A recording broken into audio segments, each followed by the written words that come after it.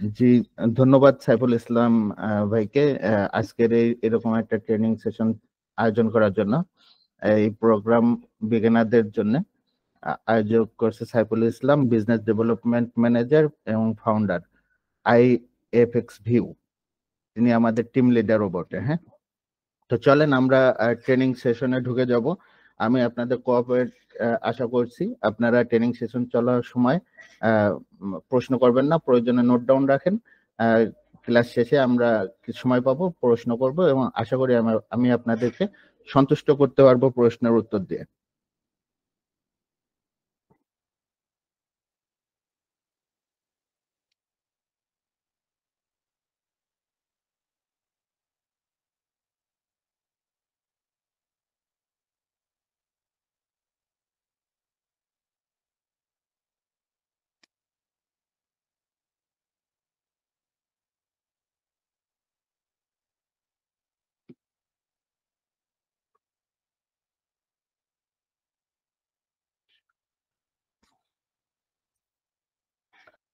জি, আজকের আমাদের এই সেশনটা স্পন্সর করছে অন রয়েল ব্রোকার।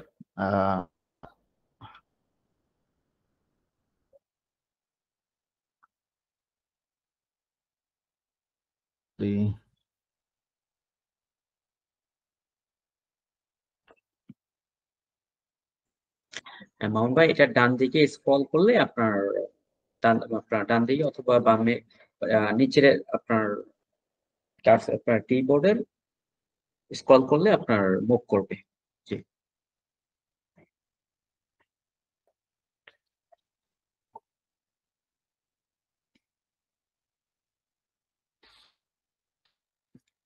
ওকে, ঠিক আছে। এই প্রোগ্রামটা স্পন্সর করছে অন রয়েল ব্রোকার। 17 বছরের এক্সপিরিয়েন্স অন রয়েল ব্রোকারের এবং মাল্টি রেগুলেটেড। আপনারা নিশ্চয়ই জানেন অনেকে। বিষয়ক সতর্কতা, আইএফএক্স ভিউ ট্রেনিং ব্যতীত বিনিয়োগ করতে অনুপ্রাণিত করা হচ্ছে না।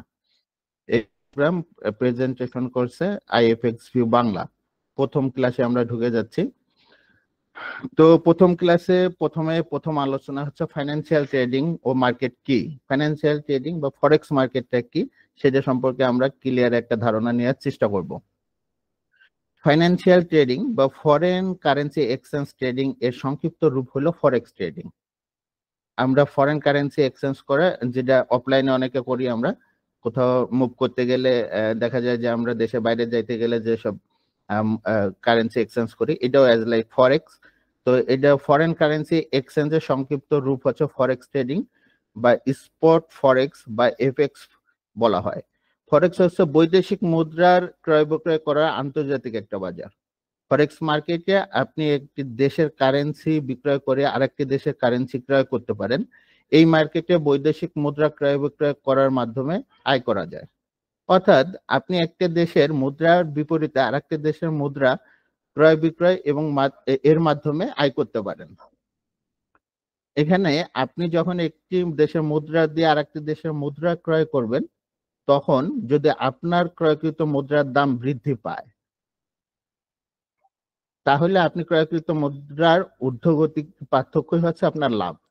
এখানে আমি যদি আপনাকে একটা এক্সাম্পল ক্রিয়েট করে বোঝাই, যে আপনি ধরেন এসে যাচ্ছেন, দুবাই যাবেন, আপনি পার্সোনাল ট্যুরে দুবাই যাবেন। তো দুবাই নিশ্চয়ই বাংলা টাকা নিয়ে যাইতে পারবেন না। এখানে হয় দুবাইয়ের কারেন্সি ব্যবহার করতে হবে, অথবা আপনাকে ডলার এক্সচেঞ্জ করে নিয়ে যাইতে হবে। তা আপনি ডলার এক্সচেঞ্জ করে নিয়ে গেছেন, নিয়ে যাওয়ার পরে দুবাই ঘোরাফেরা করছেন। যখন এক্সচেঞ্জ করে, এক্সাম্পল স্বরূপ আপনি এটা 100 টাকার রেটে নিয়ে গেছেন, তো $1000 নিয়ে গেছেন। 100 টাকা 1 লাখ টাকা নিয়ে গেলে $1000 হয়। আপনি ঘোরাফেরা করে যখন দেশে ফিরে আসছেন, তো এই ফিরে আসার আপনার কাছে তখনও $500 বেঁচে গেছে। তো বাংলাদেশে আপনি এক্সচেঞ্জ করে নেবেন, আবার বাংলা টাকা করবেন, তখন দেখা গেল এই টাকাটা 105 টাকা রেটে আপনি এক্সচেঞ্জ করতে পারছেন। এই যে 5 টাকা আপনার বাড়লো, এই 5 টাকা আপনি বেশি পাইলেন, এই প্রতি ডলারে 5 টাকা, $500 প্রায় $2500। এই যে লাভটা হলো, ঊর্ধ্বগতিটা হইলো, ডলারের দাম বাড়লো, এই যে এক্সচেঞ্জের পরে যে বৃদ্ধিটা হইলো, এটাই ফরেক্স। এভাবে এখানে লাভ করা যায়। তাহলে আশা করি এক্সাম্পলের মাধ্যমে আপনি বুঝতে পারছেন কিভাবে কি হয়। ফরেক্স মার্কেটে কিভাবে ইনকাম হয়। ফাইন্যান্সিয়াল মার্কেটে, ফরেক্স মার্কেটে একটি অনলাইন ভিত্তিক আন্তর্জাতিক মুদ্রা বা commodity index, metal, crypto, stock ক্রয় বিক্রয় হয়। এই মার্কেটে কি কি ক্রয় বিক্রয় হয় সেটা বোঝানোর চেষ্টা করতেছি, যে এখানে আন্তর্জাতিক মুদ্রা, ইন্টারন্যাশনাল মুদ্রা যেমন ডলার, ইউরো, জাপানি ইয়েন কেনা বেচা হয়। কমোডিটি ইন্ডেক্স, মেটাল, মেটাল আপনার সোনা, রূপা কেনা বেচা হয়। ক্রিপ্টো, আপনি বিটকয়েন, বিএনবি, এগুলো পপুলার কিটকয়েন আপনারা জানেন, এগুলো কেনা বেচা হয়। স্টক ক্রয় বিক্রয় করা হয়। এই মার্কেটে পৃথিবীর অর্থনৈতিক ভাবে শক্তিশালী সবগুলো দেশের মুদ্রা, কমোডিটি ইন্ডেক্স, মেটাল, ক্রিপ্টো ক্রয় বিক্রয়ের মাধ্যমে ট্রেড করা হয়। মানে এখানে আপনি আসার পর আপনি মানে আসলেন আর বাংলা টাকা নিয়ে কেনা বেচা করলেন, বিষয়টা এরকম না। এখানে বুঝাইতে চাচ্ছি আমি যে আপনি এখানে আসার পর যে শক্তিশালী যে কারেন্সি গুলো আছে, যেগুলোর নাম আমি একটু আগেও বললাম, যে ইউরো, তারপরে ডলার, ইউএস ডলার, এগুলো কেনা বেচা করা হয়। এই মার্কেটে একটি দেশের মুদ্রার সাথে একটি দেশের মুদ্রার বা অন্য কোনো ইকুইপমেন্টের সাথে জোর আকারে লেনদেন করা হয়ে থাকে। ফরেক্স মার্কেটে আগে শুধুমাত্র এক দেশের কারেন্সির সাথে অন্য দেশের কারেন্সি বিনিময় করা হতো, কিন্তু বর্তমানে ফরেক্স ব্রোকার হাউসগুলোর মাধ্যমে commodity index, metal, crypto, stock trade করা হয়। আশা করি কি ট্রেড করা হয় এবং কিভাবে হয় আমি বুঝাইতে পারছি। তাহলে স্টক এক্সচেঞ্জ ও অন্যান্য মার্কেটের তুলনায় ফাইন্যান্সিয়াল বা ফরেক্স মার্কেট কত বড়, এটা একটু ধারণা থাকা দরকার।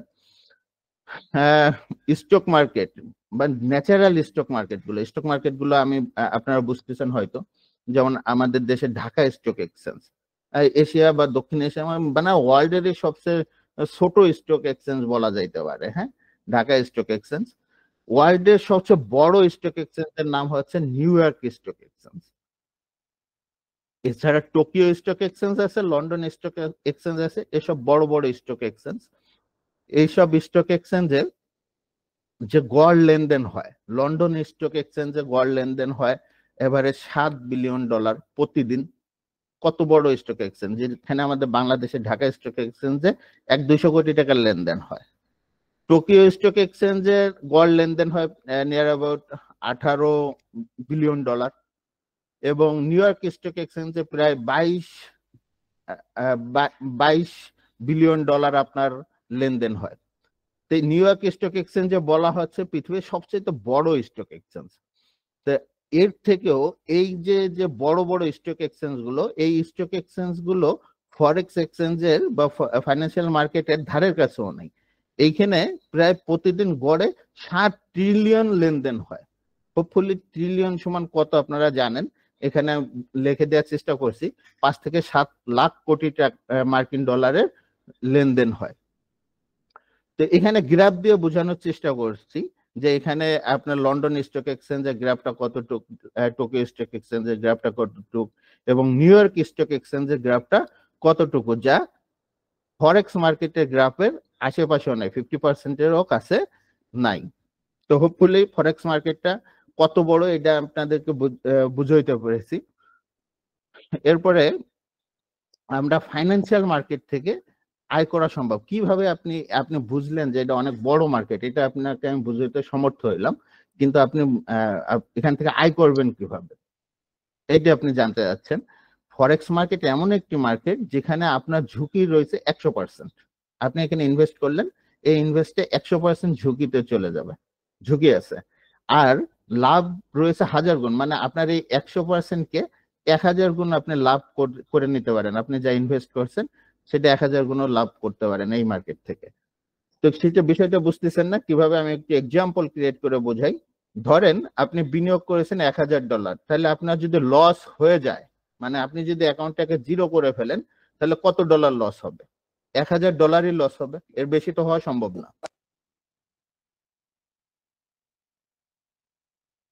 একটু সাইলেন্ট করে রাখবেন।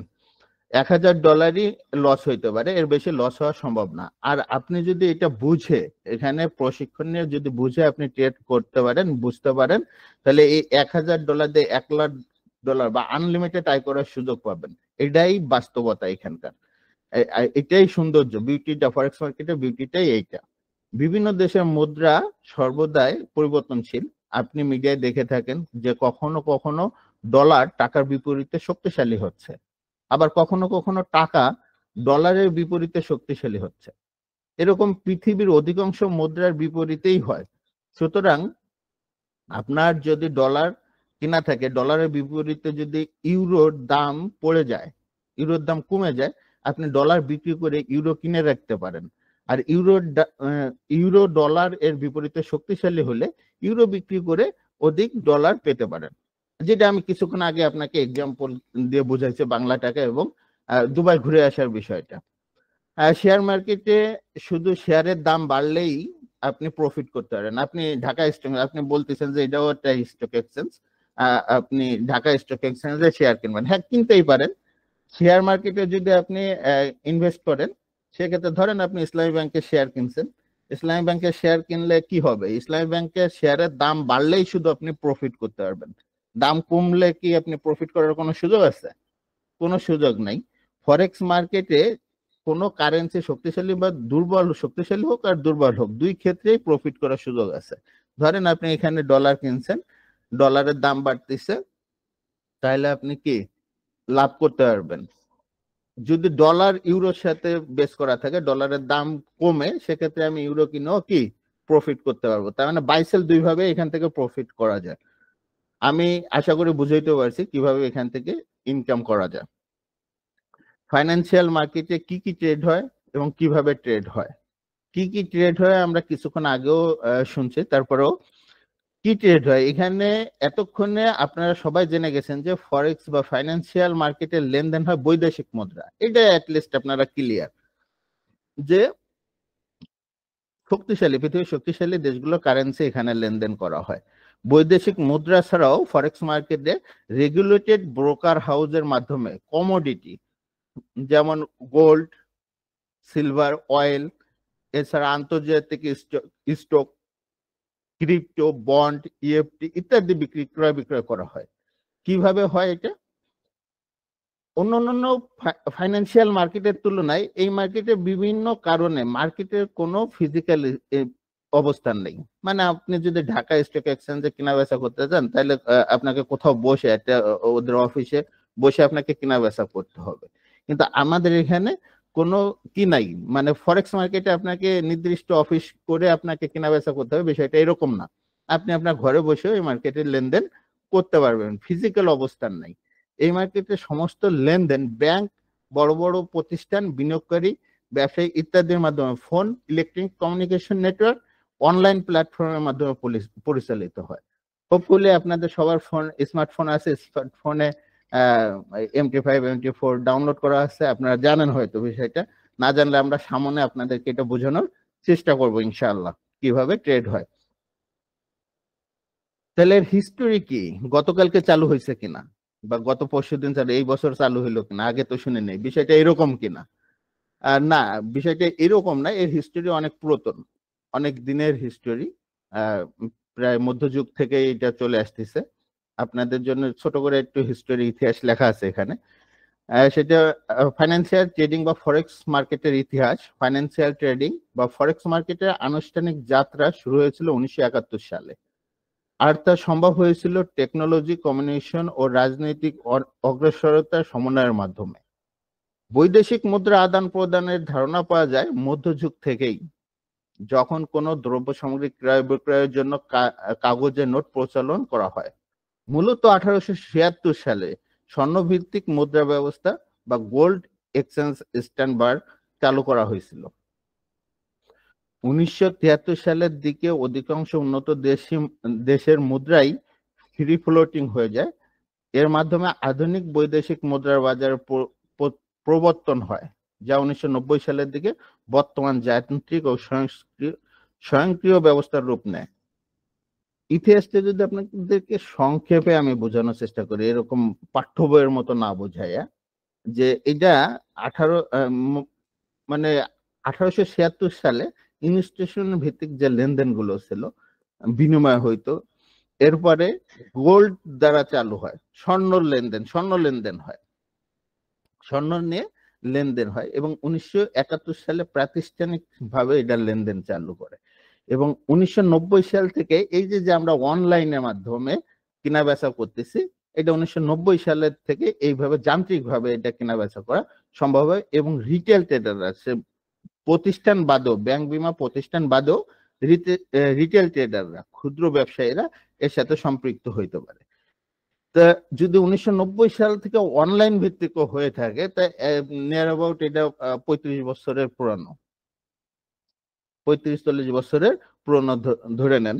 কিন্তু এটা মূলত মধ্যযুগ থেকে এর কার্যক্রম চলে আসছে। তাহলে ফাইন্যান্সিয়াল বা ফরেক্স ট্রেড করার সুবিধা কি? আপনি ভাই এত কিছু থাকতে এই ট্রেড কেন করবেন?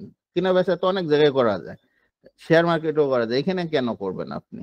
এখানে করার সুবিধা হচ্ছে যে কোনো জায়গা থেকে আপনি এই ট্রেডটা করতে পারবেন, যে কোনো জায়গা থেকে। আপনি ঘুরতে ফিরতে চলতে যে কোনো সময় আপনি কি করতে পারবেন, যে কোনো জায়গায় যাই করতে পারবেন। বাংলাদেশ থেকে ইন্ডিয়ায় গেছেন, ইন্ডিয়ায় বসেও করা যাবে এটা। ফ্রি ডেমো ট্রেড করার সুবিধা আছে। আপনি ট্রেড করার আগে, আপনি ট্রেডে ইন করার আগে প্র্যাকটিসের জন্য ফ্রিতে ডেমো অ্যাকাউন্ট ওপেন করতে পারেন, সেই অ্যাকাউন্টে ট্রেড করে নিজেকে পরিপক্ক করতে পারেন, সেই সুবিধা আছে। মার্কেটের পরিধি অনেক বড়। কত বড় এখানে বোঝানোর চেষ্টা করছে। ফরেক্স মার্কেটের পরিধি অনেক বড় এবং মার্কেটকে ম্যানিপুলেট করা সম্ভব না। কেমন করে সম্ভব না? ম্যানিপুলেটটাকে আমাদের দেশের মার্কেটে কি অনেক দরবেশ বাবা, অনেক বাবা ছিল শেয়ার বাজারের, যেটা ম্যানিপুলেট করে দিত।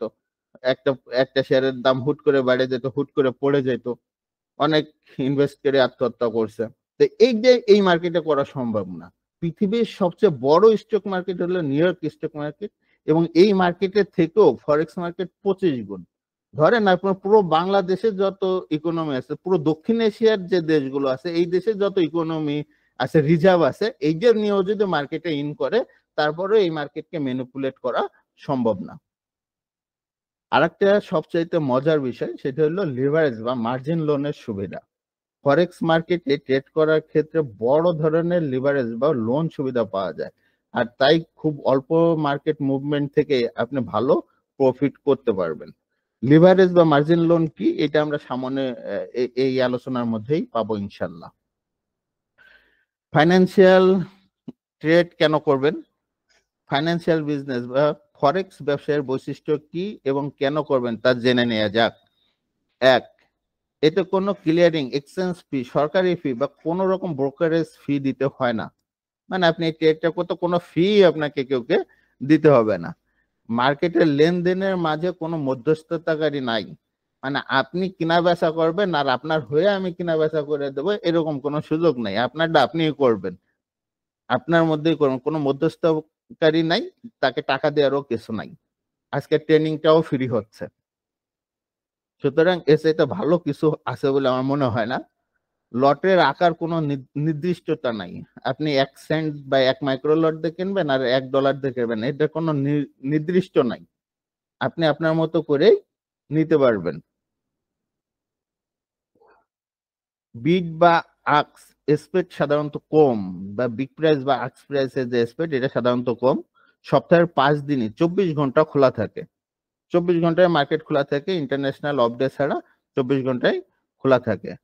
মার্কেট এত বড় যে সেন্ট্রাল ব্যাংকেরও ক্ষমতা নেই এই মার্কেট নিয়ন্ত্রণ করার, যেটা একটু আগে বোঝানোর চেষ্টা করলাম।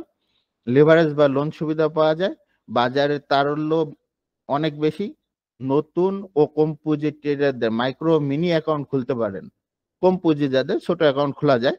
অ্যাকাউন্ট খোলা, সফটওয়্যার পরামর্শ সবকিছুই সহজলভ্য ও তার জন্য কোনো মূল্য দিতে হয় না।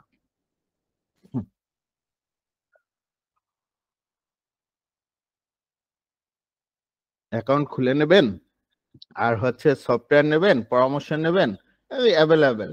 এর জন্য আপনাকে কেউ টাকা দিয়ে শিখে নিতে হবে না এই কাজটার জন্য। তো ঠিক আছে, সবকিছু বোঝার পরে আপনি কি চিন্তা করলেন যে ফাইন্যান্সিয়াল ট্রেডিং শুরু করা দরকার।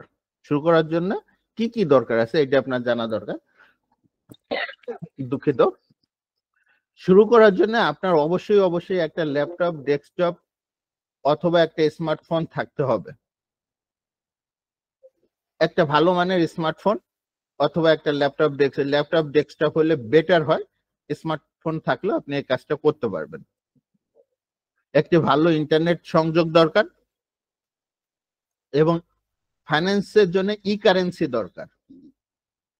ই কারেন্সিতে আপনি ইন্টারন্যাশনাল গেটওয়ে ব্যবহার করে নিতে পারবেন। নিটেলার, স্কেলার, পারফেক্ট মানি, বিনান্স এবং ক্রিপ্টো এগুলো ব্যবহার করে আপনি নিতে পারবেন। এবং একটা রেগুলেটেড ফরেক্স ব্রোকার লাগবে, as like on royal multi regulated forex broker. এই সাইটে একটা অ্যাকাউন্ট ওপেন করতে হবে, করে আপনাকে এইগুলো ব্যবহার করে এখানে ট্রেড শুরু করতে পারেন আপনি। ডিপোজিট এবং উইথড্র, টাকা খালি দিলেন, টাকাটা তুলবেন কেমন, এই টাকা আপনি ব্যবহার করবেন কেন, এইটাও তো আপনার ক্লিয়ার থাকা লাগবে। ওয়ার্ল্ডে যতগুলো ইন্টারন্যাশনাল গেটওয়ে আছে টাকা আনা নেওয়া করার, সবগুলোই আমাদের এই ব্রোকারে এক্সপেক্ট করে, বা যে কোনো ব্রোকারে আপনি এটা ব্যবহার করতে পারবেন। তাহলে ফাইন্যান্সিয়াল ট্রেডিং এর মুদ্রা ও প্রকারভেদ।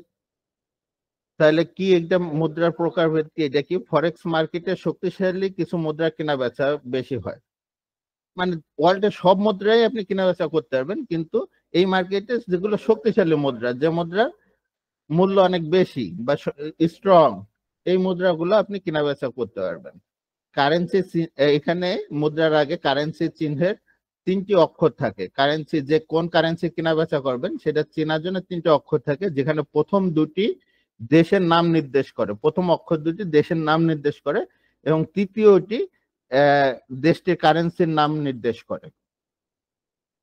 তাহলে এখানে স্যাম্পল হিসেবে AUD বলা আছে। AUD হচ্ছে প্রথম দুটি অক্ষর অস্ট্রেলিয়া এবং অস্ট্রেলিয়ান ডলার, এইটা নির্দেশ করতেছে। Cat, CHF euro, GBP, JPY Japan, জাপানের কারেন্সি ইয়েন, এবং USD United state currency dollar. এইভাবে আপনি কারেন্সি চিনতে পারেন, প্রকারভেদ গুলো দেখে চিনতে পারেন। ফাইন্যান্সিয়াল ট্রেডিং এর মুদ্রা ও মুদ্রার প্রকারভেদ। এইখানে যে মুদ্রাগুলো আমরা লেনদেন করি, এক্সচেঞ্জ করি, এই মুদ্রাগুলো সাধারণত আমরা 3টে ভাগে ভাগ করে থাকি। একটা হচ্ছে মেজর কারেন্সি পেয়ার বা প্রধান, আর একটা হলো ক্রস কারেন্সি পেয়ার, আর একটা হলো এক্সোটিক কারেন্সি পেয়ার। তাহলে এই যে 3টে পেয়ার আমরা শুনলাম, মেজর কারেন্সি পেয়ার অথবা ক্রস কারেন্সি পেয়ার, এইগুলো কি এটা একটু জানা দরকার। চলেন এটা একটু বোঝার চেষ্টা করি। Major currency pair, major currency pair বা প্রধান মুদ্রাজোড় অন্যতম বৈশিষ্ট্য হচ্ছে তাতে মার্কিন ডলারের উপস্থিতি থাকে।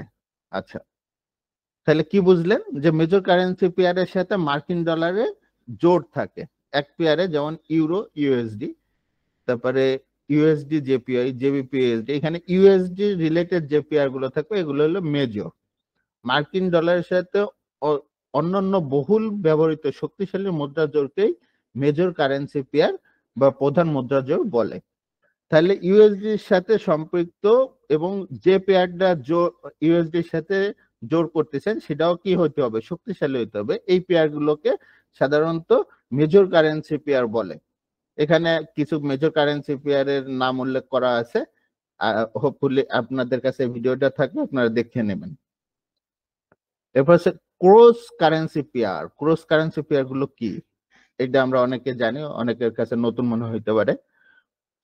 মার্কিন ডলার বাদে, USD বাদে প্রধান কারেন্সি যেগুলো আছে, যেমন euro, JPY, GBP, CAD, AUD, NZD, এই যে প্রধান যে কারেন্সি গুলো আছে, যেমন ইউরোর সাথে বাকি যে 5টা কারেন্সি আছে, এই কারেন্সির মিল করাকে বলা হচ্ছে ক্রস কারেন্সি পেয়ার। যেমন ইউরোর সাথে GBP ক্রস হয়েছে, ইউরোর সাথে CHF নেওয়া হয়েছে। বা USD বাদে ইউরোর সাথে যেগুলো যোগ হবে সেগুলো হলো ক্রস কারেন্সি। JPY এর সাথে, ইউরোর সাথে, JPY এর সাথে, প্রত্যেকের সাথে যে কারেন্সি গুলো যোগ করা হবে এটা হলো ক্রস কারেন্সি পেয়ার। হোপফুলি আপনাদেরকে আমি বুঝাইতে পারছি ক্রস কারেন্সি পেয়ারটা কি, যেটা যে বিষয়টা অনেকের কাছে ক্লিয়ার থাকে না। এটা অনেক গুরুত্বপূর্ণ বিষয়, না বুঝলে প্রশ্ন করবেন ক্লাস শেষে, আবার আলোচনা করা যাবে। আর একটা পেয়ার হচ্ছে এক্সোটিক পেয়ার। এই পেয়ারটা কি? এটা আসলে ফরেক্স মার্কেটে আমরা এটা নিয়ে খুব বেশি মাথা ঘামাই না, এটা নিয়ে আমরা কখনো ট্রেডও করি না, বাট আপনার জানা থাকা উচিত, আপনি as a trader, professionally trader হিসেবে আপনার জানা থাকা উচিত। সেটা হচ্ছে একটা শক্তিশালী কারেন্সির সাথে একটা দুর্বল কারেন্সির পেয়ারকে এক্সোটিক মুদ্রা জোড় বলা হয়। যেমন এখানে উল্লেখ করা হয়েছে কিছু পেয়ারের নাম হচ্ছে ইউএসডি হংকং ডলার, ইউএসডি সিঙ্গাপুরের ডলার, ইউএসডির সাথে সাউথ আফ্রিকার ডলার, এই ধরনের পেয়ার গুলো যেগুলো তুলনামূলক কম শক্তিশালী, দুর্বল পেয়ার, আর একটা হলো খুবই স্ট্রং পেয়ার, এই দুই পেয়ারের জোরকে এক্সোটিক কারেন্সি পেয়ার বলা হয়। তো পেয়ার সম্পর্কে যখন আমাদের ধারণা হয়ে গেছে, এবার পেয়ারের কোটেশন কোনটা এটা আমাদের জানতে হবে। তো এখানে একটা চার্টের মধ্যে বোঝানোর চেষ্টা করতেছি, একটা হলো ইউরো, একটা হলো ইউএসডি। ইউরো হচ্ছে এখানে ইউরো ইউএসডি পেয়ারের মধ্যে ইউরো হচ্ছে বেস কারেন্সি, ইউরো বেস। এই ইউরোর সাথে ইউএসডি যে রেট বিনিময় হয় সেইটা নিয়ে আমরা কাজ করি। যেমন ইউরো এখানে বেস হইলে তাহলে এর কোয়াইট পেয়ার হচ্ছে হলো ইউএসডি। আশা করি আপনাদেরকে বুঝাইতে পারছি। এখানে উল্লেখ করা আছে ফরেক্স ট্রেডিং এ প্রতিটি ট্রেডে একটি কারেন্সি কিনতে হয় এবং আরেকটি বিক্রি করতে হয়। এক্সচেঞ্জ রেটের দিকে বেশ খেয়াল রাখতে হয় প্রতিটি ট্রেড ওপেন করার পর। এক্সচেঞ্জ রেট ও কারেন্সি পেয়ার একটি নির্দিষ্ট ফরম্যাটে লেখা হয় এবং একে ফরেক্স কোটেশন বলা হয়। ওকে, তাহলে বিট এবং আক্স কি ও স্প্রেড কি? ফরেক্স ট্রেডিং সফটওয়্যার ব্যবহার করার সময় দেখবেন কোটেশনে দুটি কারেন্সির মূল্য দেয়া থাকে। যে মূল্য দুটি দেয়া থাকে তাদের বিট ও আক্স বলা হয়। আপনারা যারা আমাদের মানে ফরেক্স এর MT5 অথবা কম্পিউটার ল্যাপটপে চার্ট দেখে অভ্যস্ত, দুইটা পেয়ারের দুইটা রেট, বাই সেলের রেট দেয়া থাকে, এরকম দেখছেন। একটাকে বিট প্রাইস, সেলকে বিট এবং বাইকে আক্স প্রাইস বলা হয়। বেশিরভাগ ক্ষেত্রে দেখা যায় বিটের মূল্য আক্সের মূল্য চেয়ে কম হয়, অর্থাৎ বিট ছোট ও আক্স বড়। বিট হচ্ছে এমন একটি মূল্য যে দামে ব্রোকার কোয়ার্ট কারেন্সি পরিবর্তে বেস কারেন্সি কিনতে চায়, অর্থাৎ সেল করার জন্য বিট হলো সবচেয়ে ভালো মূল্য। বুঝতে পারছেন নিশ্চয়। আর স্প্রেড এখানে যেটা বোঝানো হচ্ছে সেটা হচ্ছে বিট ও আক্স প্রাইসের মধ্যে যে পার্থক্য থাকে। বিট প্রাইস এখানে দেখানো হচ্ছে 1.3085 আর হচ্ছে বাই প্রাইস হচ্ছে আক্স প্রাইস হচ্ছে 1.3087। এইখানে যে এই যে 1.5 পিপের একটা গ্যাপ দেখা যাচ্ছে, আক্স প্রাইস এবং বিট প্রাইসের মধ্যে যে গ্যাপটা দেখা যাচ্ছে, এই প্রাইসকেই হচ্ছে স্প্রেড বলা হয়। এটাকেই স্প্রেড বলা হয়। ফরেক্স ব্রোকার একটি ট্রেড ওপেন করার জন্য এই ফি, কমিশন, চার্জ হিসেবে কেটে নেয়। আপনি যে ট্রেডটা ওপেন করবেন, এই ট্রেডটা ওপেন করার জন্য এই যে 1.5 পিপের একটা গ্যাপ থাকে, স্প্রেডটা, এটাই ফরেক্স ব্রোকারের ইনকাম। পিপস এবং পিপে টিপস, ওখানে আপনি শুনলেন যে 1.5 পিপ কেটে নেয়, এটাই ফরেক্স ব্রোকারের ইনকাম। এইটা কি? এটা আপনার প্রশ্ন জাগতে পারে। তো পিপস এবং পিপে টিপ, পিপস কি এখানে percentage in point. Pips pips মানে এখানে পিপ কি এটা বলা হচ্ছে পার্সেন্টেজ ইন পয়েন্ট, এবং পিপের সমন্বয় একাধিক পিপ হইলে পিপস হয়ে যাচ্ছে। এখানে ইউরো এবং ইউএসডি এই দুইটা পেয়ারের মধ্যে আমি পিপ কোনটা পিপ এটা বোঝানোর চেষ্টা করব। পিপ কোনটা, পিপেটিস কোনটা। এখানে যেটা উল্লেখ করছি, ফরেক্স কারেন্সি পেয়ারগুলো পিপসের পরিপ্রেক্ষিতে উদ্ধৃত করা হয় পয়েন্ট শতাংশের জন্য সংক্ষিপ্ত। ব্যবহারিক পরিভাষায় একটি পিপ হলো 1% 1 অংশ এবং চতুর্থ দশমিক স্থানে উপস্থিত হয়। ফরেক্স মার্কেট কোনো কারেন্সি পেয়ারের দশমিকের পরে চতুর্থ সংখ্যার প্রতি একক পরিবর্তন বা মুভমেন্টকে পিপ বলে। দুঃখিত, ফরেক্স মার্কেটে কোনো কারেন্সি পেয়ারের দশমিকের পরের পঞ্চম সংখ্যার প্রতি একক পরিবর্তন মুভমেন্টকে পিপেট বলা হয়। প্রতি 10 পিপেটে 1 পিপস হয়। হোপফুলি একটু পড়ার পরে আপনারা বুঝতে পারছেন যে পিপ কোনটা। যদি ইউরোর বর্তমান রেট 1.1498 হয়, তাহলে এখানে 4টে দশমিকের উপরে 4 সংখ্যার যেটা চতুর্থতম সংখ্যা যেটা এটা এইটাকে পিপ বলা হচ্ছে। এবং এই পিপের 1.1499 এখানে যে 1 পরিবর্তন হলো, 8 থেকে 9 হইলো, এই যে এই 1 পরিবর্তনকে 1 পিপ বলা হচ্ছে। তাহলে এই পরিবর্তন, এই 9 এর পরিবর্তন 10 হইলে 2 পিপ হচ্ছে। আশা করি আপনি পিপটা বুঝতে পারছেন। এবং এই যে পিপের পরবর্তী যে সংখ্যাটা, এটা হলো পিপেট। এটা 1 থেকে 0 পর্যন্ত আসলে এই 9 10 হয়ে যাবে, বা 499 500 হয়ে যাবে। তাহলে এইটা হলো পিপেট, এইটা হলো পিপেট। পিপেটের 10 চেঞ্জে পিপের 1 পরিবর্তন হয়। আশা করি পিপ এবং পিপেট কি আপনাদের কাছে ক্লিয়ার। ফরেক্স মার্কেটের সবচেয়ে সৌন্দর্যের বিষয়টা হচ্ছে লেভারেজ বা মার্জিন লোন। এটা নিয়ে একটু কথা বলি। মার্জিন লোন কি, এখানে যা লিখে দিছি সেটা আগে বোঝেন।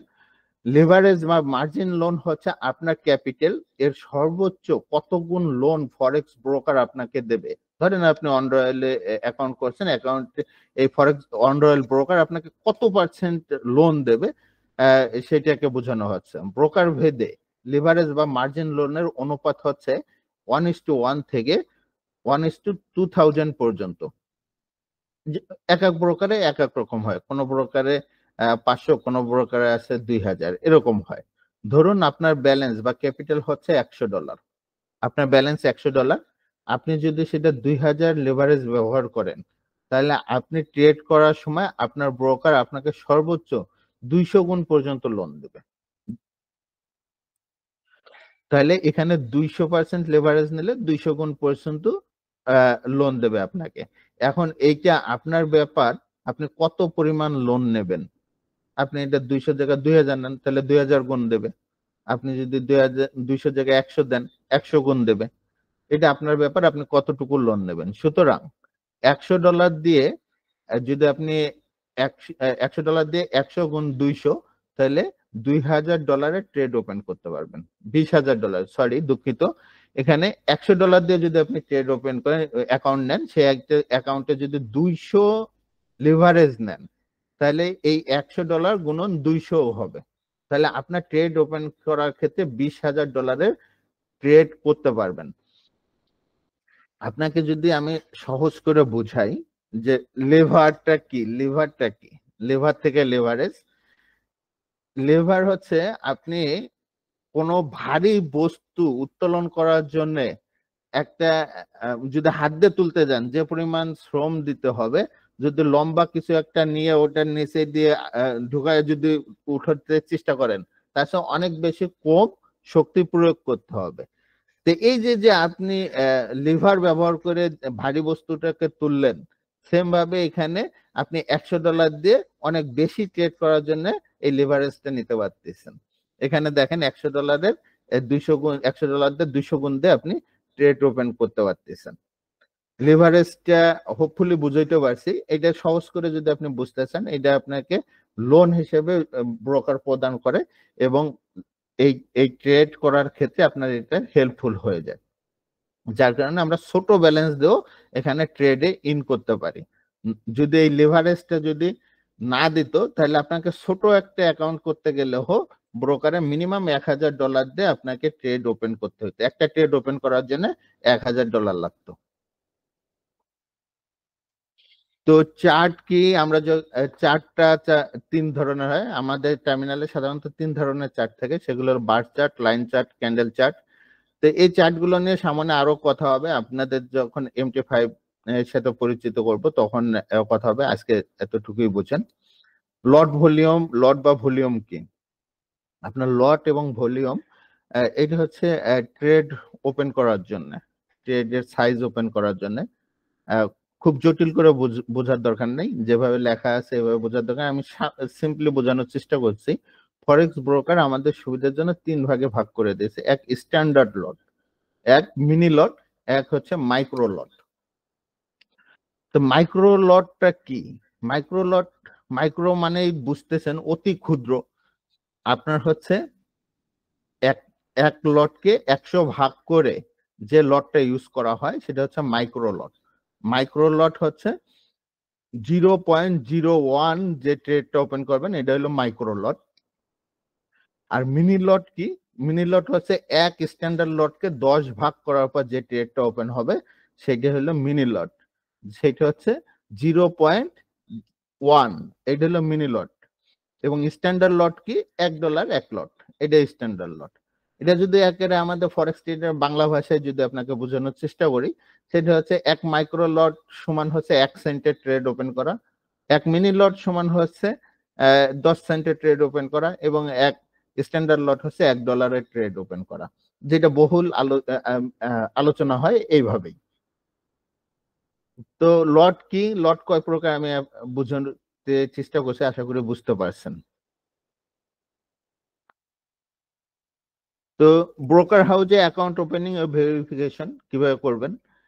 এক্ষেত্রে আপনারা নতুন হলে তো আপনাদের অবশ্যই কেউ না কেউ হেল্প করবে, অ্যাফিলিয়েট যারা করেন তারা হেল্প করবে। তারপরেও আপনি জেনে নেন যে অ্যাকাউন্ট ওপেনিং করার ক্ষেত্রে অধিকাংশ ফরেক্স ব্রোকারের ক্ষেত্রে অ্যাকাউন্ট ওপেনিং করার সময় আপনাকে অবশ্যই আপনার ফার্স্ট নেম, লাস্ট নেম, আপনার অ্যাড্রেস, ইমেল অ্যাড্রেস, খুবই গুরুত্বপূর্ণ টপিক ইমেল অ্যাড্রেস। এটা কোনোভাবে ভুল হইলে অথবা আপনি যে ইমেল অ্যাড্রেসের পাসওয়ার্ড জানেন না, ভুলে গেছেন, সেই ইমেল অ্যাড্রেস ব্যবহার করা যাবে না। খুব ভ্যালিড একটা ইমেল অ্যাড্রেস ব্যবহার করতে হবে এবং আপনার মোবাইল নাম্বার ব্যবহার করতে হবে। এভাবে আপনি একটা ট্রেড অ্যাকাউন্ট ওপেন করতে পারেন। এবং অ্যাকাউন্ট ভেরিফিকেশন করার জন্য আপনি যে নাম ঠিকানাগুলো ব্যবহার করছেন এগুলো ভেরিফিকেশন করার জন্য বিভিন্ন ব্রোকার বিভিন্ন কিছু চায়। যে ব্রোকার প্রায় সব ফরেক্স ব্রোকারের সাথেই আইডেন্টি ভেরিফাই করতে হয়, আপনার আইডেন্টি ভেরিফাইটা করতে হবে। যেমন আপনার আইডেন্টি কার্ড দিতে হবে। ভেরিফাই মানে আপনি যে তথ্য দিয়ে তাদের কোম্পানিতে জয়েন করেছেন এবং ট্রেড করছেন তা আসলেই সঠিক কিনা এটা তারা যাচাই বাছাই করবে। অধিকাংশ ব্রোকারেই ভেরিফাই করতে হয়, এটা ভেরিফাই করতেই হবে। রেগুলেটেড ব্রোকারে আপনাকে এই ভেরিফাই করতে হবে। এক এক ব্রোকারে এক এক রকম ভেরিফাই সিস্টেম। এবং ডেমো ট্রেডিং অ্যাকাউন্ট অ্যাকাউন্ট করার পরে আপনি হয়তো ফরেক্স ট্রেড করতে আগ্রহ প্রকাশ করছেন, কিন্তু আপনি জানেন না কিভাবে ফরেক্স ট্রেড করতে হয়। এর জন্য আপনাকে প্রশিক্ষণ নিতে হবে। অনেকের কাছে পিপস, লেভারেজ এগুলো শুনছেন, কিন্তু ট্রেড না করা এগুলো কিছুই বুঝতেছেন না। আজকের এই আলোচনায় আপনি শুনলেন যে পিপ কি, লেভারেজ কি, কিন্তু আপনি কোনোদিন ট্রেডই ওপেন করেন নাই, তাহলে বোঝার কথাও না আপনার। তো আপনি এগুলো বুঝবেন। তাই আপনি হয়তো শুরুতেই ফরেক্সে ইনভেস্ট করতে ভয় পাচ্ছেন। মানে এখানে ইনভেস্ট ছাড়া তো আপনি কেনা বেচা করতে পারবেন না, যেহেতু এটা কেনা বেচার জায়গা। তাহলে ইনভেস্ট কেন করবেন আপনি যদি না বোঝেন? কারণ যেহেতু কিছুই পারেন না, লস করার সম্ভাবনাটাই বেশি। খুব স্বাভাবিক কথা, আপনি কিছু না বুঝলে এখানে লস করে ফেলবেন, এবং ম্যাক্সিমাম ক্ষেত্রে সেই ঘটনা ঘটে। কিন্তু এই আধুনিক যুগে আপনি কেন কোনো টাকা খরচ না করেই টেস্ট ট্রেড করতে পারেন, এর জন্য ব্রোকার আপনাকে ডেমো ট্রেডের ব্যবস্থা রাখছে। হ্যাঁ, মানে এই ডেমো অ্যাকাউন্ট করতে কোনো টাকা লাগে না। একটা অ্যাকাউন্ট ওপেন করার পর এখান থেকে আপনি একটা ডেমো নিতে পারেন। আপনি যে ধরনের অ্যাকাউন্ট নিয়ে ট্রেড করবেন, যত ইনভেস্ট করতে চান, ফর এক্সাম্পল ৩,০০০, ৫,০০০, ১০,০০০, সেই অ্যামাউন্টের একটা ডেমো অ্যাকাউন্ট নেন। ১ সপ্তাহ, ২ সপ্তাহ, ১ মাস আপনি ওইটা প্র্যাকটিস করেন এবং দেখেন যে আপনি যা শিখতেছেন সেটা কি সঠিকভাবে প্রয়োগ করা যাচ্ছে কিনা এবং সেখান থেকে লাভবান হচ্ছেন কিনা। যখন লাভবান হবেন দেন আপনি আপনার ফান্ড ইনভেস্ট করবেন। তাহলে ফান্ডের কথা যেহেতু আসতেছে, সেহেতু balance, equity, margin, free margin, margin level এগুলো কি এটা একটু জানা দরকার। ব্যালেন্স হচ্ছে ব্যালেন্স, আপনি যেটা টাকা দেবেন সেটাই ব্যালেন্স। ফরেক্স ট্রেডিং এ ব্যালেন্স বলতে আমরা বুঝি যত ডলার ব্যবসার জন্য বিনিয়োগ করা হয়েছে এবং তারপরে ট্রেড ক্লোজ করার পর যত লাভ বা লোকসান হয়েছে তার যোগ বা বিয়োগের ফল। যেমন ধরেন আপনি $100 বিনিয়োগ করছেন এবং পরে ট্রেড ক্লোজ করার পর আরো $100 লাভ করছেন, সরি $1,000 বিনিয়োগ করছেন এবং $100 লাভ করছেন। আপনার ব্যালেন্স তখন কত হবে? ব্যালেন্স হবে, লাভ ট্রেড যখন ক্লোজ করছেন ১,০০০ যোগ ১০০ সমান $১,১০০। এটাই ব্যালেন্স। আপনি যেটা লাভ করবেন, আপনি যা বিনিয়োগ করবেন, যেটা লাভ করবেন, মূলধনের সাথে লাভ যোগ হবে সেটি আপনার ব্যালেন্স এবং মূলধনের সাথে লস বিয়োগ হবে সেটাই আপনার ব্যালেন্স। তাহলে ব্যালেন্সটা খুব ইজিলি বোঝা যাচ্ছে। তাহলে ইকুইটি কি এটা একটু বোঝা দরকার। ব্যালেন্সের সাথে চলমান ট্রেডিং এবং ফলাফল অর্থাৎ লাভ বা লোকসান যা আছে তার সমন্বিত ফলকে ইকুইটি বলা হয়। অর্থাৎ অযাতে একটা অ্যাকাউন্টে ব্যালেন্স আছে $100 এবং যে ট্রেড দেয়া আছে তার সমষ্টিগত যোগফল -100। অর্থাৎ এই অবস্থায় আপনার ইকুইটি দেখাবে $900 আর ব্যালেন্স বেশি থাকা থেকে ইকুইটি বেশি থাকায় জরুরি এবং বেশি কাম্য। আচ্ছা, এখানে ব্যালেন্স বেশি থাকার থেকে ইকুইটি বেশি থাকায় বেশি জরুরি। আচ্ছা, ইকুইটিটা একটু সহজভাবে বোঝেন, এই তো লেখা পড়ে দাঁত ভাঙার দরকার নেই। সেটা হচ্ছে আপনি এখানে ব্যালেন্সটা বুঝছেন, $1000 আপনার ব্যালেন্স, এর সাথে 100 যোগ করে 1100 হয়েছে, এটা ঠিক আছে, লাভ করছেন 1100 হয়েছে। কিন্তু আপনি 1100 এখন ধরেন আপনার 1100ই ব্যালেন্স আছে, ইকুইটি আছে, একটা ট্রেড রান আছে। এই ট্রেড রান করার ফলে আপনি এইবারও লাভ করতেছেন, তাহলে আপনার ব্যালেন্স 1100ই দেখাবে। কিন্তু আপনি যদি এই মুহূর্তে আরো 100 লাভ করেন তাহলে আপনার ইকুইটি দেখাবে কত? 1200। আপনি যদি ট্রেডটা ক্লোজ করেন, যতক্ষণ ক্লোজ করবেন না তখন সেটা ইকুইটির সাথেই থাকবে, ব্যালেন্সে যোগ হবে না। ট্রেড ক্লোজ করার সাথে সাথে আপনার ব্যালেন্স হয়ে যাবে 1200 এবং ইকুইটি হয়ে যাবে 1200। আর ধরেন একই সময় ট্রেড রান আছে, আপনার ব্যালেন্স আছে 1100 এবং যে ট্রেডটা রান আছে এই ট্রেডটা লস চলতেছে, লসে ট্রেড চলতেছে এবং লস চলতেছে হলে 100। সেক্ষেত্রে আপনার ইকুইটি দেখাবে 1000 কিন্তু ব্যালেন্স কিন্তু 1100ই দেখাবে। তাই এই ট্রেডটা লসে যখন ক্লোজ করে দেবেন তখন ব্যালেন্স এবং ইকুইটি সমান দেখাবে। আমি আশা করি আপনাকে ইকুইটি কি বুঝাইতে পারছি। এরপর হচ্ছে মার্জিন, ফ্রি মার্জিন এবং মার্জিন লেভেল নিয়ে একটু কথা বলবো। মার্জিন হচ্ছে বর্তমান যতগুলো ট্রেড দেয়া আছে তার জন্য যত ডলার বিনিয়োগ করা হয়েছে তার পরিমাণই হলো মার্জিন। এখন আপনার যে ব্যালেন্স আছে এই ব্যালেন্সের থেকে আপনি যে ট্রেড করছেন, লেভারেজ ইনক্লুড, লেভারেজ দিয়ে সহজ যে ট্রেড ইন করছেন এইটাই হচ্ছে মার্জিন। বিনিয়োগ করা হয়েছে তার পরিমাণ হলো margin. Invest of percent trade, তাহলে মার্জিন কি বুঝাইতে পারছি? আপনি ইকুইটি থেকে আপনার ব্যালেন্স বর্তমান যতগুলো ট্রেড দেয়া আছে তার জন্য যত ডলার, ট্রেডের জন্য যত ডলার ব্যবহার করা হয়েছে সেটাই হচ্ছে হলো আপনার মার্জিন। আর ফ্রি মার্জিন কি? এই মার্জিন ব্যবহার করার পরে আপনি আরো কতগুলো ট্রেড ওপেন করতে পারবেন বা আরো কতগুলো ব্যবহার করতে পারবেন, ডলার ব্যবহার করতে পারবেন, সেটি আলাদা শো করবে, ফ্রি মার্জিন হিসেবে শো করবে। তাহলে এই যে যেটা ফ্রি মার্জিন শো করতেছে এটা হলো ফ্রি মার্জিন, মানে আরো কতটুকু আপনি ব্যবহার করতে পারবেন আপনার ডলারকে, লিভারেজ সহ, লেভারেজ সহ কত ডলার আরো ব্যবহার করতে পারবেন, যেটা ব্যবহার করতে পারবেন সেটা শো করবে, সেটা হলো ফ্রি মার্জিন। তাহলে মার্জিন যেটা ব্যবহার করে ফেলছেন আর যেটা এখনো ব্যবহার করেননি করতে পারবেন সেটা হচ্ছে ফ্রি মার্জিন। আর হচ্ছে মার্জিন লেভেলটা কি? ইকুইটিকে মার্জিন দ্বারা, আপনার যে মার্জিন আছে এর দ্বারা 100 দ্বারা গুণ করলে, 100 দ্বারা গুণ করলে, ইকুইটিকে মার্জিন দ্বারা ভাগ করে 100 দ্বারা গুণ করলে মার্জিন লেভেল পাওয়া যায়। মার্জিন লেভেল 20 থেকে 30% কম হলে অ্যাকাউন্ট স্বাভাবিকভাবে বন্ধ হয়ে যায়। মানে ব্রোকার যে আপনাকে লেভারেজ দিয়েছে, এই লেভারেজ নিয়ে যে আপনি ট্রেড করতেছেন, বেশি ট্রেড করতেছেন, এই লেভেল যখন কমে আসবে আপনি আপনার তো লস হয়ে যাবে। তাই ব্রোকার কি আপনাকে যে লোন দিয়েছে সেই লোনের টাকা নিয়ে আপনি লস করে ফেলবেন? সেটা সুযোগ নাই, ব্রোকার আগেই আপনাকে ক্লোজ করে দেবে। তাহলে মার্জিন লেভেল আপনার 20 থেকে 30%-এর নিচে যখন চলে আসবে তখন অটোমেটিক আপনার অ্যাকাউন্টের ট্রেড গুলো বন্ধ হয়ে যেতে হবে। মানে ট্রেড আপনার লসে রান হয়ে 20 থেকে 30%-এর নিচে যখন আপনার মার্জিন লেভেল চলে আসবে তখন অটোমেটিক ট্রেড ক্লোজ হয়ে যাবে। তাই সবার পরামর্শ, আমাদের পরামর্শ যে মার্জিন লেভেল সর্বদা গুরুত্বের সাথে বাড়ায় রাখা দরকার। মার্জিন লেভেল কম হয়ে যাক এইরকম কাজ করবেন না, মার্জিন লেভেলটা বাড়ায় রাখতে হবে সবসময়, কম ট্রেড নিতে হবে এবং ট্রেড রানে একাধিক ট্রেডে না ইন করাটাই বেটার। এক্ষেত্রে লক্ষণীয় যে মার্জিন লেভেল বাড়াইতে হলে ইকুইটি বাড়াইতে হবে। মানে আপনার মার্জিন লেভেল কমে গেলে ওই মুহূর্তে আপনার জন্য করণীয় হচ্ছে হলো আপনার ফান্ড নেওয়া, ইকুইটি বাড়াইতে হবে, তাহলে মার্জিন লেভেল বেড়ে যাবে এবং ট্রেড ক্লোজ হবে না। এই যে একবারে আপনাদের মাথার অনেক কথাই মাথার উপর দিয়ে চলে যেতে পারে, তারপরেও আমি বোঝানোর চেষ্টা করছি, প্রয়োজনে আরো একবার দেখে নেবেন। ওকে, মার্জিন লেভেল বুঝছেন, ইকুইটি বুঝছেন, ব্যালেন্স বুঝছেন, সব বুঝছেন, আপনার অ্যাকাউন্টও রেডি। এখন আপনি ট্রেড ওপেন করবেন। আপনার প্রথম ট্রেড আপনার ট্রেডিং প্ল্যাটফর্মের নিউ অর্ডারে, আপনার ট্রেডিং প্ল্যাটফর্ম এটা একটা উইন্ডো দেখতে পাচ্ছেন, কম্পিউটারে এরকম দেখা যাবে। আপনি যখন ট্রেড নিউ অর্ডার নামের এরকম একটা ডায়লগ বক্স আছে, নিউ অর্ডারে ক্লিক করলে একটা উইন্ডো ওপেন হবে, ঠিক এইরকম একটা উইন্ডো ওপেন হবে। তারপর লট অথবা ভলিউম সেট করতে হবে। এই যে ভলিউম, এখানে ভলিউম কতটুকু ট্রেড নেবেন এখানে দেখাচ্ছে 0.01। কতটুকু এটা? 1 মাইক্রো লট।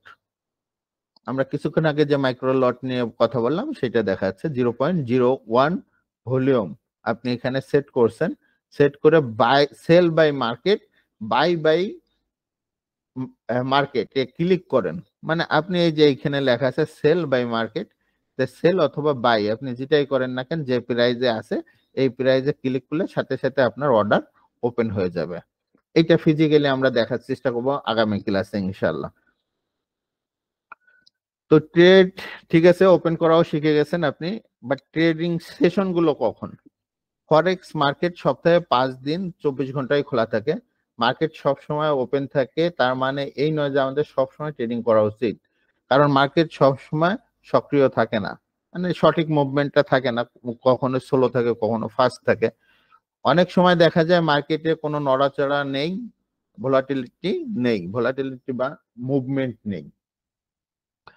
ফরেক্স মার্কেট 24 ঘন্টা আমরা প্রধানত 4টি ভাগে ভাগ করে থাকতে পারি। এটা আমরাই করছি বিষয়টা তা না, এটা ইন্টারন্যাশনালি 4টি ভাগে ভাগ আছে। এগুলো হলো Sydney session, Tokyo session, London session এবং নিউ ইয়র্ক সেশন। তাহলে এই সেশন গুলো কখন হয়? এটা বাংলাদেশ টাইমে আপনাদের এখানে উল্লেখ আছে, এটা গ্রীষ্ম মৌসুমের বাংলাদেশ টাইম।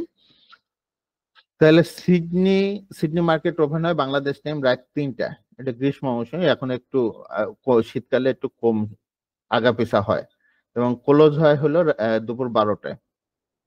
টোকিও ওপেন হয়, টোকিও মার্কেট, জাপানের মার্কেট ওপেন হয় সকাল 6টায় এবং ক্লোজ হয় হলো বিকেল 3টায়। লন্ডন সেশন ওপেন হয় বাংলাদেশ টাইম 1টায় এবং ক্লোজ হয় রাত 10টায়, এবং নিউ ইয়র্ক সেশন চালু হয় সন্ধ্যা 6টায় এবং রাত 3টায় নিউ ইয়র্ক সেশন বন্ধ হয়। তাহলে সেশন 4টা, এই 4টা সেশনে মূলত আমরা ওভারল্যাপ হয় এইরকম সেশনগুলো আমরা ট্রেড করব। এই যে ট্রেড করার জন্য আদর্শ সময় ওভারল্যাপ যেটা বলতেছিলাম, যে কোনো সেশন ওপেন হলে যেহেতু মার্কেট ভলাটিলিটি বেড়ে যায়, 2টা সেশন একসাথে ওপেন থাকলে নিশ্চয়ই ভলাটিলিটি আরো বেশি থাকে, মানে মুভমেন্ট আরো বেশি হয়। ধরেন আপনি রাত 3টার সময় সিডনি সেশন ওপেন হয়ে, আর সকাল 6টার সময় টোকিও সেশন ওপেন, তাহলে এই সকাল 6টা তো সিডনি সেশন, আবার ওই সময় টোকিও সেশন আসতে লোকজনের ইনভেস্ট বাড়বে। গ্রীষ্মকালে দুপুর 3টে পর্যন্ত টোকিও লন্ডন সেশনে করে, মানে দুপুর 1টা থেকে 3টে পর্যন্ত 2টে সেশন থাকে, ওভারল্যাপে থাকে টোকিও এবং লন্ডন সেশন। এই সময়টায় আমরা ট্রেডে ইন থাকতে পারি। এবং সন্ধ্যা 6টা থেকে রাত 10টা পর্যন্ত লন্ডন এবং নিউ ইয়র্ক সেশনের ওভারল্যাপ থাকে। সন্ধ্যা 6টার সময় নিউ ইয়র্ক সেশন চালু হয় এবং আগে থেকে লন্ডন সেশন চালু থাকে। তাহলে 6টা থেকে রাত 10টা পর্যন্ত এই 2টে সেশনই চালু থাকে, এই সময় ওভারল্যাপ থাকে। তাই এই সময় মুভমেন্ট বেশি থাকে, মুভমেন্ট বেশি থাকলে আপনি ট্রেডের লাভ ক্ষতিও বেশি নির্ধারণ করতে পারেন, এই সময় আপনি ট্রেডে ইন করতে পারেন। এবং সাধারণত বেস্ট টাইম হচ্ছে দুপুর 1টা থেকে 3টা এবং সন্ধ্যা 6টা থেকে রাত 10টা। তাহলে ট্রেড কখন করবেন এটা আশা করি বুঝতে পারছেন। কখন ট্রেড করবেন না? ট্রেড তো 24 ঘন্টায় খোলা থাকে, তাহলে ট্রেড করবেন না কখন আপনি? যে 5 দিন থেকে ফ্রাইডে, সপ্তাহের শেষ দিন ফ্রাইডেতে ট্রেড করা ঠিক না। এই দিনের শেষের দিকে মার্কেটের লিকুইডিটি অনেক কমে যায়, এই দিন ট্রেডের থেকে বিরত থাকাই বেটার।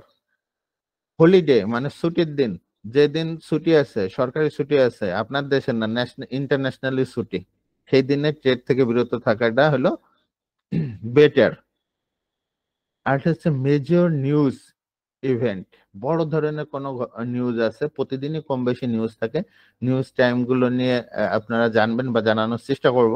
সেই সময় আপনার ট্রেড থেকে বিরত থাকাটা উচিত। তাহলে এই ৩ টে সময় একটু মেনে চলবেন যে কখন ট্রেড করবেন না।